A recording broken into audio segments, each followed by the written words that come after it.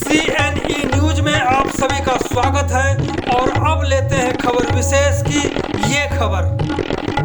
यूं तो किसी भी बजट का किस्सा लोगों की उम्मीदें पूरी करने वाली लाइन से शुरू हो सकता है, लेकिन इस बार की बात कुछ और ही है, क्योंकि ख्वाहिशें जितनी हैं उससे ज़्यादा मजबूरियां हैं।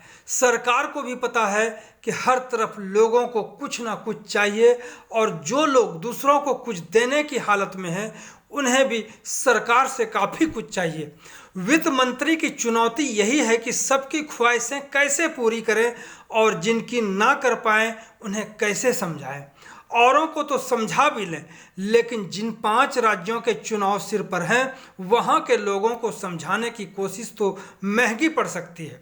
बजट और राजनीति का रिश्ता समझने वाले विद्वानों का मानना है कि भले ही लोकसभा चुनाव अभी 2 साल दूर हों, लेकिन इन 5 राज्यों खासकर उत्तर प्रदेश के चुनाव के ठीक पहले जो बजट आ रहा है उसे हर हाल में चुनावी बजट तो होना ही पड़ेगा। चुनावी बजट का ही दूसरा नाम होता है लोक लुभावन बजट, यानी जनता के लिए ऐसी योजनाएं और घोषणाएं जिन्हें सुनकर उनका दिल खुश हो जाए। देश के अधिकतर लोगों का मानना है कि कोरोना महामारी और उसके बाद पैदा हुए आर्थिक संकट ने उनके लिए काफ़ी बदतर हालात पैदा कर दिए हैं, लेकिन जब आर्थिक नीतियों और प्रदर्शन की बात आती है तो उन्होंने लगातार राष्ट्रीय जनतांत्रिक गठबंधन सरकार NDA के प्रदर्शन को पिछली संयुक्त प्रगतिशील सरकार की तुलना में उच्च दर्जा दिया है।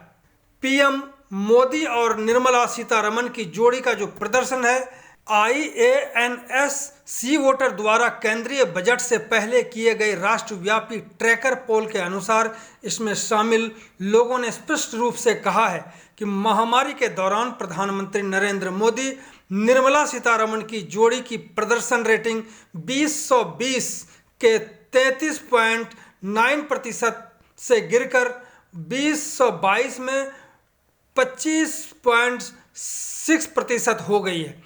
इससे पहले 2010 में तत्कालीन प्रधानमंत्री मनमोहन सिंह और उनके सहयोगी प्रणब मुखर्जी की जोड़ी ने 24.7% का सम्मानजनक स्तर बरकरार रखा था। अगर आंकड़ों और इसके आधार पर प्रदर्शन की बात की जाए तो यूपीए शासन के तहत भारतीय अर्थव्यवस्था का खराब प्रदर्शन रहा था। इससे उम्मीद से बेहतर रेटिंग 2010 के 24.9% से गिरकर 2013 में 5.8% हो गई। यह यूपीए सरकार के कार्यकाल का अंतिम वर्ष था जब वित्त मंत्री P चिदंबरम ने बजट पेश किया था। कोरोना महामारी के चपेट में आने के बाद भारतीय अर्थव्यवस्था का बुरा हाल हो गया था और सकल घरेलू उत्पाद में ऐतिहासिक गिरावट दर्ज की गई थी। इससे उम्मीद से बेहतर रेटिंग 2020 के 33.9% से गिरकर 2022 में 25.6% हो गई। पिछले 13 वर्षों में सर्वश्रेष्ठ रेटिंग 38.5% उस समय थी जब अरुण जेटली वित्त मंत्री थे।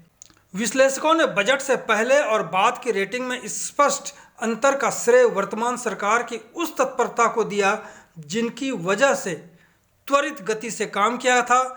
दुनिया की सबसे बड़ी कल्याणकारी योजना मार्च 2020 में उस वक्त शुरू की गई थी जब 80 करोड़ भारतीयों को मुफ्त अनाज दिया गया था। यह जो योजना मार्च 2022 में समाप्त होने वाली है। CNE न्यूज के साथ बने रहने के लिए आप सभी का बहुत बहुत धन्यवाद।